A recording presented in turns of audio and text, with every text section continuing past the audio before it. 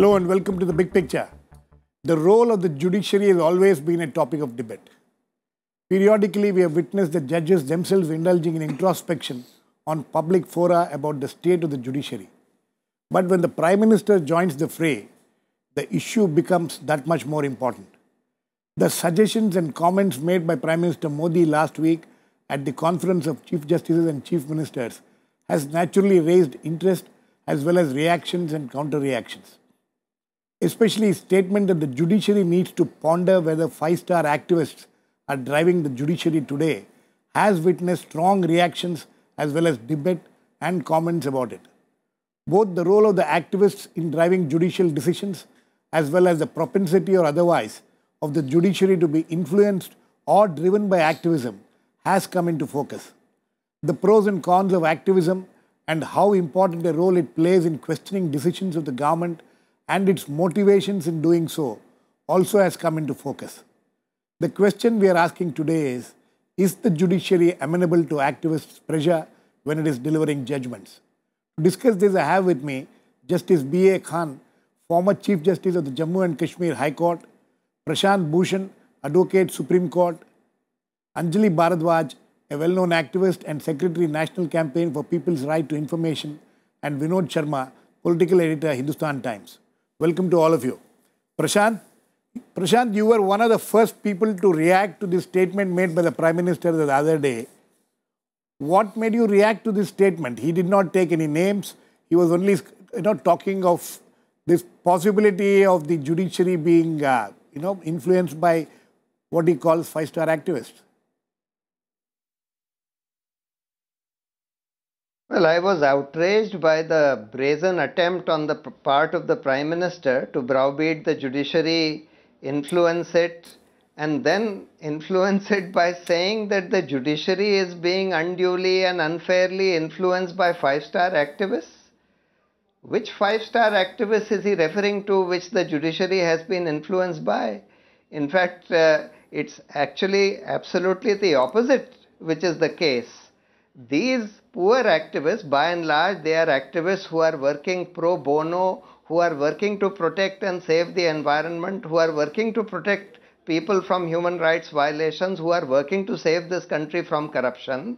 And on the other side, they are faced by these five-star crony capitalists and these five-star governments and five-star prime ministers who wear $10,000 pinstripe suits, etc. Now, it is astounding for the Prime Minister to claim, firstly, that activists are five-star activists, and secondly, that these five-star activists are able to unduly influence the judiciary. What is he talking about? In fact, he has been taking credit for some of the actions of the judiciary, which are the result of activists like us, because of which the Supreme Court cancelled these illegally granted leases, as a result of which the public exchequer benefited by several lakh crores, for which the Prime Minister is claiming credit. And at the same time, he has the gall and the temerity to seek to browbeat the judiciary by saying that it is being unduly influenced by five-star activists. Prashant, so you're accepting that you are one of the activists which he is referring to, but some of the issues which you have raised, needs debate, because there are some of the issues which the Prime Minister raised also needs to be discussed. Please stay on. I'll come back to you. I have Justice Khan here. Justice Khan, the question is the question. Girish, yes. I'll have to go because I have some. Okay, Prashant. So I have some other commitments. Right, Prashant. So I'll finish. I'll finish with you first. Tell me that the issue raised by the Prime Minister, he says that there is this possibility that he is saying the judiciary has to ponder over this issue because there are possibilities that they may be influenced by the atmosphere which prevails, and this may be because of the activists or media or whatever it is. Don't you think that is something which needs some kind of an introspection as far as the judiciary is concerned? See, let us debate specific cases of judicial activism. Is he saying that the judiciary's activism against corruption is misplaced? I mean, it's all very well for the same people to seek credit for the judiciary when they are in the opposition and when the judiciary is coming down on corruption of the then ruling party. Then when they come into the government, they start saying absolutely the opposite things. Then is he talking about environmental activism? Because this government is now trying to dismantle all environmental regulations, dismantle the Beneficial Land Acquisition Act that was brought last year, dismantle every kind of regulation to promote the growth of their crony capitalists. The same Prime Minister went to Australia and got the State Bank to give a 6,000 crore loan to his five-star crony Adani, when all the Australian banks had refused to give them loan on the ground that it was totally unwarranted. And yet, the same Prime Minister is now talking about five-star activists driving the judiciary. No, but what does he mean? Does he mean that environmental activism of the Supreme Court is misplaced, it should stop? No. Does he mean that human rights activism, that the Supreme Court's attempt to create an SIT for investigating the Gujarat riots, that this is the result of five-star activism? What does he mean? No, but Prashant, don't you think that there is a need for introspection as far as the judiciary is concerned? Or you think that there is nothing wrong with the judiciary, some of the issues raised by the Prime Minister? No, there is need for introspection of the judiciary so far as various other judicial reforms are concerned. The state of the judiciary is certainly not very healthy, but that does not mean that the few good things that they are doing by means of judicial activism and responding to the cries of activists who are crying to protect the environment, to save the country from corruption and to protect the human rights of people, that these actions of the judiciary, which are highly laudable, which are the few great things that the judiciary has done, that he is trying to portray as if these good things are a result of five-star activism and are misplaced, etc.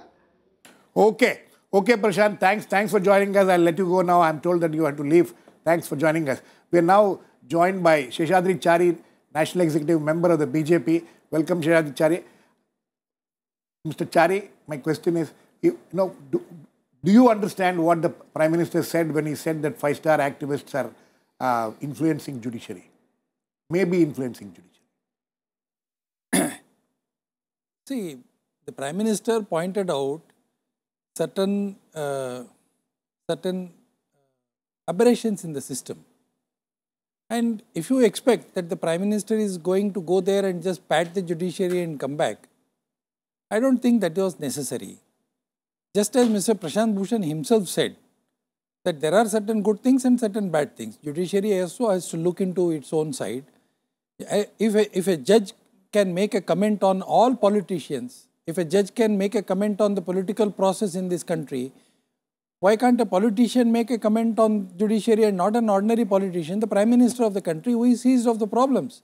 So I think it should be taken in the proper spirit, instead of just going off tangent to all these kinds of Adanis and Ambanis and what happened in Australia and what happened in Switzerland and all that. I think let us come to the basic issue. The basic issue, Mr. Chari, the basic issue of what the Prime Minister said, from what I can understand, from what I've read of his statement, is that he says that the judiciary should ponder whether five-star activists are driving the judiciary today. Do you think that judiciary is driven by five-star activists? See, he didn't say judiciary is driven by five-star activists. He said ponder. Nobody will say that. Nobody in all senses will say that. It must be pondered. All that he said was, there is an attempt. Chari, let me quote his words. It must be pondered over whether five-star activists are driving the judiciary today. This is the quote. Correct. So, it should be pondered. Let the judiciary come out and say, which in all fairness to judiciary, even I think, not all judges can be cowed down by the so-called quote-unquote the five-star activism. And don't forget, there is a section of the media which is there, which is ready to highlight all these things. There are people in the media who are overawed. There are people in the society who can be overawed. There are policemen in this country who can be overawed. So these things do take place. Therefore, we should also take into consideration that everyone who stands up against an establishment need not necessarily be a friend of judiciary. After all, when Mrs. Indira Gandhi said, we want committed judiciary in this country, where were all these votaries of judicial independence? Okay. They have red tape all over their face. Okay, but do you agree with the Prime Minister that there are 5-star activists in this country? Yes, there are. There are 5-star activists. There are 5-star activists. Absolutely, yes. How would you describe them?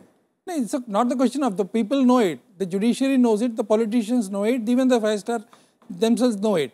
There are people who want to make it. I mean, this NGO activism has become a business.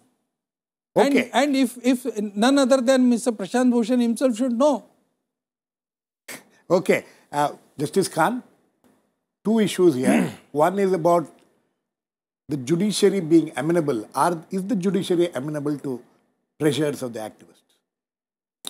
Girish, this is not something new which judiciary has been attracting. Judiciary has been always vulnerable to these kinds of accusations because we are having an adversarial system in this country and it's not possible for judiciary to keep both sides happy. It can give a decision only in favor of one, be that executive or be that the social advocacy class or be that the activist or be that whatever. Now, these kinds of things coming from all over, it is inherent in the very nature of the functioning of the judiciary. Because see, if a case goes against, the decision goes against you, you also suspect number of things. Maybe the judge must have been influenced and so on and so forth. But when it comes from the Prime Minister, matter becomes very serious. Exactly. And to me, it amounts to attributing motives to the judiciary. When the Prime Minister of a country says that judiciary is getting influenced by some kind of a 5-star NGO or whatever, or a perception-driven verdicts are being given. Perception-driven verdicts. I mean, it's not, it doesn't behove a Prime Minister to attack or ridicule an institution, the independence of which Prime Minister must defend and protect. And Constitution makes it independent. If you go on attributing motive, if a Prime Minister goes on attributing a motive to the judiciary, it will result in lack of faith and confidence in this institution. Would you agree with that, Mr. Chari? No. May I complete? One second, I'll just come back. No, I'm very sorry to say these words, attack, ridicule, I don't see any reason why we should read in between the line and come to the conclusion that it is an attack, it is a ridiculing. Where did the Prime Minister ridicule? I mean, if you say that don't go ahead, there is a warning signal, the road is bad, there is a crack and you are going to fall, your car is going to have an accident, you think you are ridiculing the driver, you are ridiculing, you are attacking? So he was only warning. It's not the question of warning, it is just pointing out certain anomalies. Okay. Just as the judiciary has every right under the Constitution to say that the politicians are doing something wrong. Okay, Mr. Justice Khan. No, the very fact that Prime Minister is pointing to judiciary being influenced by some quarter, that by itself is attribution of a motive. Okay. See, just a minute. Judiciary is an institution, an independent institution under the Constitution. When I decide 10 matters in favor of the government, am I getting influenced? And that time, the private citizen feels that judiciary is getting influenced because it's under government's this thing. Now, there is no end to it. There is no end to There is no end to it. Absolutely. Anjali, as an activist, how do you feel when this kind of statements are made? In fact, it's some kind of a backhanded compliment actually that you people can influence the judiciary. No, I think that I tend to agree with him that this is less of a comment on activists and more of a comment and an aspersion on the judiciary, because what is implicit in that statement is that the judiciary is not being able to take decisions independently. But having said that, since Mr. Chari is here, maybe he could also tell us, I do not know what the provocation for this statement could also be. The fact is that in the past, there have been any number of cases. We can think of many activists who could perhaps fit in the 5-star category that is being referred to, who have brought up cases of corruption, whether it is the 2G scam or it is the coal scam, Mr. Subramaniam Swamy and so on. Who is a five-star activist? And no, that's what I'm saying, that it needs to be defined. Who is a five-star activist? And if we are talking about well-off people who have brought up cases and questioned corruption and so on, I think the BJP, for example, has benefited in the past from those, and I would say that the country has, when corruption has been brought out in the open and the courts have come down heavily on corruption. And therefore one wonders that what is the provocation for this statement right now? Are there any recent judgments that the Prime Minister has in mind which are upsetting him, which makes him suddenly feel that this is inconvenient? And therefore, what was so far convenient because they were in the opposition is suddenly not convenient and therefore condemnable, and the judiciary is suddenly seeming to be driven by these so-called five-star activists. I think also the other thing which needs to be taken care of, and I think that it's something that mustn't be lost sight of in a democracy, is that civil society has a very important role to play. Civil society and the media in terms of projecting those concerns. And it doesn't matter if it's a five-star activist or it's the poorest person on the street. If the issue is of injustice, then that injustice has to be highlighted. And the judiciary must make sure that when the case comes up in front of them, and I think they do make sure, which is why we don't consider ourselves to be a banana republic, which is why there is a great deal of faith in the judiciary. So the judiciary then works within the framework of the constitution and upholds the law of the land. So I think that in a democracy, to say that this perception which is being created by civil society, then it is being projected somehow by the media, and saying that it is unduly impacting the decisions of the judiciary, I think it's very questionable. Okay, Vinod, you know, as a journalist, you have been witnessing that the judiciary, the executive, the legislature, all the three wings from very close quarters for last 25-30 years. You know, when Prime Minister says something like this, I'm sure he must have had something in his mind. In all fairness, you know, we have had problems with the judiciary also. So isn't it something which needs to be taken, instead of seeing it as some kind of a, attempt to influence the judiciary? First of all, you know, the Prime Minister said that the judiciary should ponder. Exactly. And I think that this is my personal assessment of the judiciary, that regardless of the very many questions which are being raised about it sometimes, if we have any institution in this country which is the most ponderous, it is the judiciary. The institutional memory of the judiciary of India almost matches the institutional memory of the Parliament of India. Though Supreme Court is not supreme, the supreme institution is Parliament. I personally feel that if an issue of this nature was better stated on the floor of the House after a debate on judiciary or the need to judicial reforms, you know, I think that we would have got a variety of opinion into the institutional memory of Parliament that would have balanced the debate. A. B. You know, if I were to advise, and I mean, I'm being a bit presumptuous in saying that. You are. But, I would not venture into this area, because any politician, and I'm not specifically talking about the Honorable Prime Minister, any politician who in his long career has had rather ugly run-ins with the judiciary should restrain himself from making these kind of comments about an institution. And that is where the questions arise. Absolutely. Whether this is a well-meaning advice or whether this is an advice driven by some past experiences. No, one is not passing a value judgment on the experiences of an individual vis-a-vis the judiciary.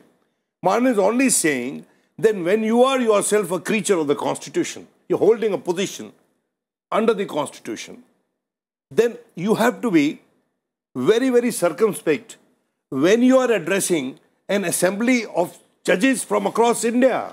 I mean, it is nothing that which has been said via an interview. He's addressing himself to the judiciary per se as it exists in India. And there was a speech by the Honorable Chief Justice as well at the same time, where he asked for coordination between various pillars of the Indian state. Now, my worry as a journalist, 1 minute, Girish, My worry as a journalist is that if today there is a category called five-star activists, and their work is being projected by the media. So if there is some degree of restraint sought to be put there, it will automatically come to me as well. And this issue has gone before the court in the past. I remember Justice Kapadia was the Chief Justice when this matter came up about deferred relay of court proceedings. Yes. And the court handled that very carefully. And I think it was very much in order with the prestige and the position of the court. And the person who was actually seeking a deferment of telecast or such things and all that, Mr. Fali Nariman, himself took a position finally, which was against that Absolutely. Sheshadri, Chari, sir, you want to intervene? No, Girish, I wanted to say that, yes. see, there are lots of issues confronting the judiciary. It's true, I'm not saying that judges are angels and they commit no mistakes. And I'm sure you will not say that there could be judges who may be influenced by the environment outside. No, not in, but this is, see, when a matter comes to the court, the judge would not know whether you are a 3-star or a 5-star. See, he has to give his decision within the parameters of law. If a judge finds that there is a human rights violation and his decision for upholding it goes against any prime minister, how does it matter? Because constitution mandates him to do so. So this 5-star business is not known to any judiciary at all. Maybe we have problems within the judiciary, we have problems of delays, we have problems of accountability, we have problems, just as Prime Minister said, judiciary being still archaic, why doesn't the government take it out of that? How is it that you are giving 0.1% budget to the judiciary out of the national budget and you still expect wonders to work? Wonders? There is one point. I wish if when Prime Minister addressed these Chief Justices Conference, I was in the Chief Justice Conference when Mr. Modi addressed it as Chief Minister of Gujarat. And that time how he projected what he wants to do for the judiciary. Now if he has some concern for the judiciary's malfunctioning or whatever, or not delivering. Now, it's all, for example, on tribunals, he said... That was a valid point which he made about on tribunals, he says, but what prevents from abolishing these? Who is accommodating people, favorites in those tribunals? No, but may I say one thing? Very quickly, let me get past reports of the Law Commission, the Honourable Judge would bear me out, have pointed out, Law Commission reports, some of them have pointed out in the past, that the media coverage of cases which have a great popular connect, people's connect, tends to influence the judiciary, the judge. They have said that, the media coverage. Yes. Now that brings us into an entirely different dimension. Absolutely. Mr. Chari, the question is this, the activism, activists, these are something which are now, especially in this era of PIL, PILs, can we wish away this activism or activists, and can the judiciary also just turn a blind eye to it? No, it's nobody's argument that the judiciary should turn a blind eye to all these things just on the face of what appears to be a perception. But it is also, it cannot be argued that no, that such a perception does not exist. Just as Justice pointed out some time back, that there is a perception that the government of the day has can to some extent influence judiciary.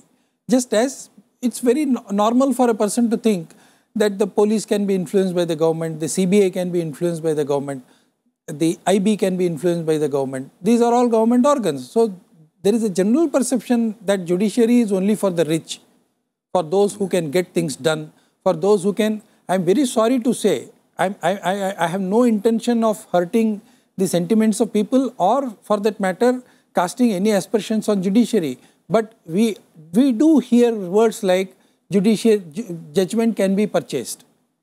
These words have been in circulation. Absolutely. So I think when the Prime Minister of the country says, and as Vinod very rightly pointed out, he is a victim of judicial activism, he is a victim of NGO activism. There was one activist, no, that is exactly the point.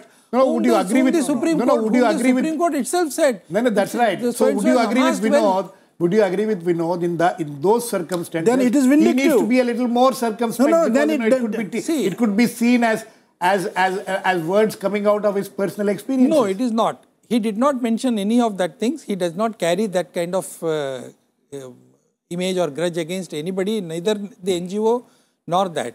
But he made a general statement. I think this statement should be taken in its proper sense, only one thing. But I have a slight difference of opinion with what Vinod said, that the Prime Minister should have made it on the floor of the House. I think that would have been even greater wrong. No, but that would have, it on the floor of the House. you know, it would have followed a debate. No. I mean, I think we need a wholesome debate on the floor of the House. If it is a reaction to some victimhood, Yes. then it's vindictive. It is better to make this report Then it's outside. vindictive. Now, there is what Mr. Chari was saying. I mean, there are perceptions. The paid judgment's perception is there.